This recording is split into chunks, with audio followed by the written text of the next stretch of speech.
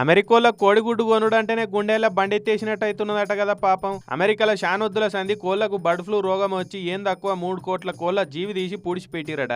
ఇక దాంతో గుడ్లకు సప్లై లేకుండా అయిపోయింది. గుడ్ల రేట్లు మస్తు పిరం అయిపోయినాయి. నెలకింత వెరుక్కుంటా ఇప్పుడు ఇంత కొండెక్కినాయి. నిరుడు ఆగస్టులో డజన్ గుడ్లు $2 అంటే అటు ఇటు రూ174 ఉండేదట.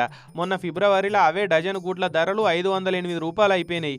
ఇప్పుడేమో డజన్ గుడ్లు $536 దాకా పెరిగిందట.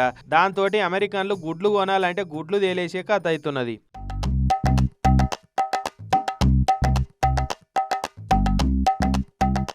చాలా దుకాణాలల్లో గుడ్లు లేవన్న బోర్డులే దర్శనం ఇస్తున్నాయి. ఉన్న కొన్ని షాపులల్లో మనిషికి 1 డజన్ అని లిమిట్ పెట్టి అమ్ముతున్నారట. ఉన్నోళ్ళు ఎంతైనా ధరలు పెట్టి కొనుక్క తింటారు కానీ సాలని సంపాదనతోటి బతికేటోళ్ళకే బాగా తిప్పలవుతున్నదట పాపం. ఈ బర్డ్ ఫ్లూ రోగమేందో కానీ అమెరికన్లను గుడ్లు తినకుండా చేస్తున్నది. మన తానేమో చికెన్ను కొనుక్క తినకుండా చేస్తున్నది. అదే ఫ్రీగా చికెన్ తినే మేళాలు పెడితే మాత్రం సపరించుకుంటూ పోయి తినతట్టు చేస్తున్నది పో.